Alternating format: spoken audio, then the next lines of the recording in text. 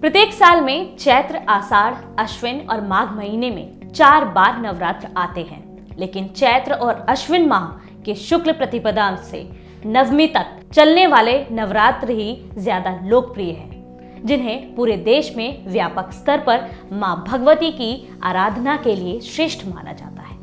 पूरा देश इस त्योहार को बड़े ही उत्साह के साथ मनाता है।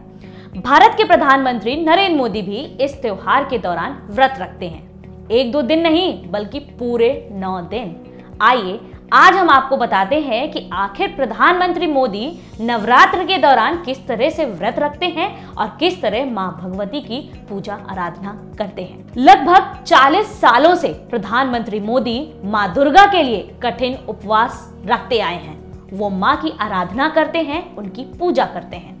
दोनों नवरात्रि में पीएम मोदी भक्ति में लीन होकर अन्न का त्याग कर देते हैं। प्रधानमंत्री मोदी मां दुर्गा की आराधना को कभी नहीं टालते। वे देश में हो या विदेश में, मुख्यमंत्री हो या प्रधानमंत्री या फिर किसी और भी पद में, नवरात्रि आते ही शुरू हो जाता है पीएम मोदी का उपवास।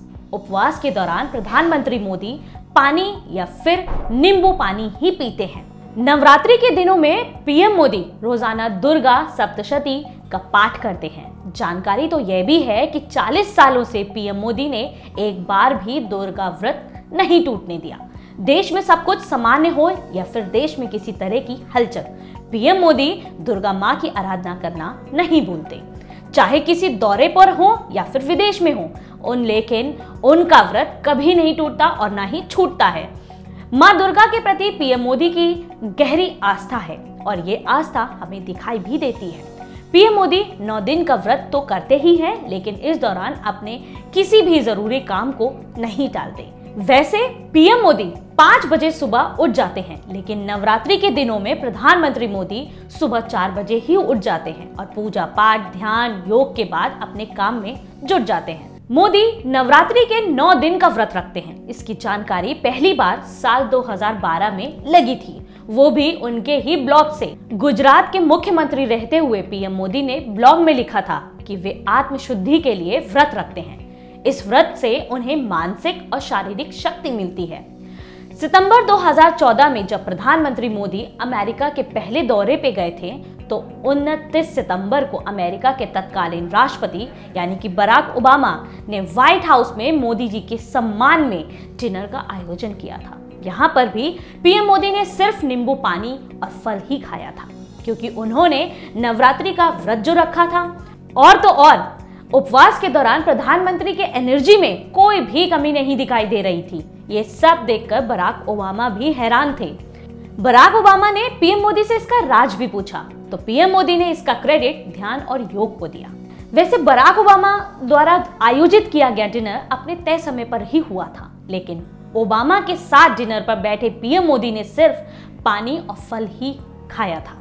कहा तो यह भी जाता है कि पीएम मोदी की ऐसी आस्था है कि किसी काम की शुरुआत को वो अक्सर नवरात्रि के व्रत के दौरान ही करते हैं। ऐसा ही कुछ देखने को मिला था जब असम विधानसभा चुनाव होने वाले थे। उस समय प्रधानमंत्री मोदी ने पहले मशहूर कामाख्या माता का पूजन किया और अपने व्रत का शुरुआत कर अपने प्रचार अभियान की शुरुआत की थी। इस समय भी नवरात्रि व्रत चल रहे हैं और प्रधानमंत्री मोदी का उपवास शुरू हो गया है।